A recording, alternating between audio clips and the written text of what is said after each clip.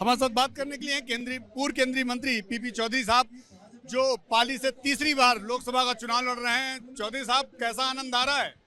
देखिए, आनंद 2014 में भी आया, आनंद 2019 में भी आया और उससे भी ज़्यादा आनंद 2024 में आ रहा है।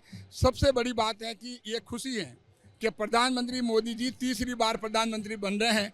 इससे ज़्यादा आनंद मेरे लिए, पाली लोकसभा वासियों के लिए क्या हो सकता है। पाली में कोई चुनौती देखते हैं कि नहीं? देखिए, पाली में बिल्कुल कांग्रेस का मामला सपाट है। ये तो आपने खुद ने पता लगा करके मेरे पास पहुंचे हैं और कान में चुपके से बात कह दी जो जनता में आप नहीं कहना चाहते हैं।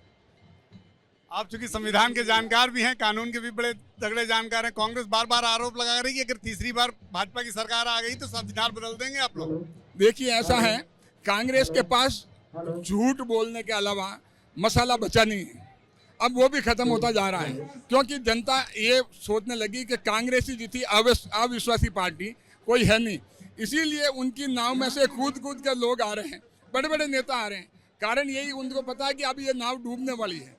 तो इसीलिए कांग्रेस सिर्फ संविधान बदलने की अगर बात कहती है, संविधान के साथ बाबा साहब अम्बेडकर जी का संविधान है, वो हमारे लिए गीता की तरह सैक्रोसेंट है और ऐसा संविधान बनाया विश्व में अपने आप में एक मिसाल है।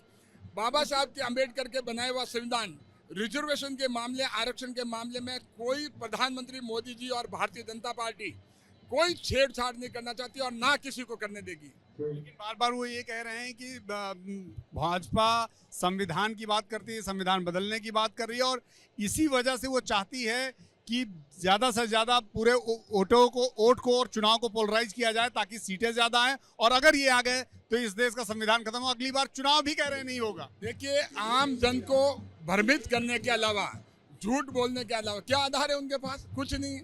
उनको अगर पूछो क्या आधार है, कैसे, क्या, किस बेस पे कह रहे हैं?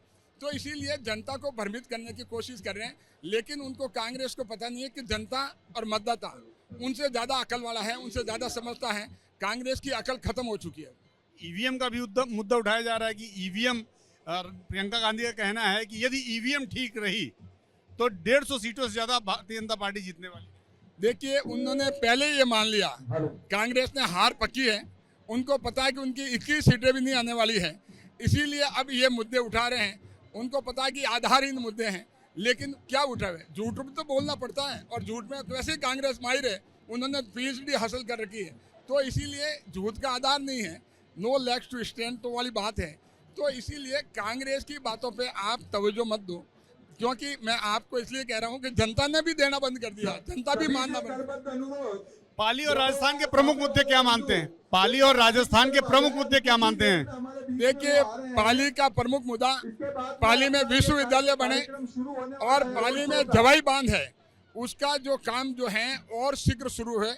उसमें जो जवाई पुनर्भरण का और स्पीड से चलें और ये सारा काम हो, जिससे कि पानी की समस्या जो है पाली लोकसभा में, पाली जिले में खत्म हो। और भी कई मुद्दे हैं। मैं चाहता हूं कि ITIR, information technology investment region, जो कि सरदार समन रोड पे जमीन पड़ी है, वहां बने। एक विश्व स्तरीय ITIR बन सकता है, उसमें 25 लाख लोगों को रोजगार मिले। ये मेरा सोचना है, ये मेरा विजन। पीपी चौधरी साहब हैं, पूर्व केंद्रीय मंत्री, पाली से तीसरी बार लोकसभा का चुनाव लड़ रहे हैं, 2 बार से सांसद हैं और रोड शो थोड़ी देर में शुरू होने वाला है। यहाँ पे पार्टी के तमाम नेता, फिल्म अभिनेत्री और अभिनेत्री से नेत्री बनी कंगना रनौत थोड़ी देर में पहुंचेंगी और यहाँ पर एक बड़ा रोड शो होगा। कैमरामैन निखिल के साथ नीरज पांडे, AP न्यूज़, पाली।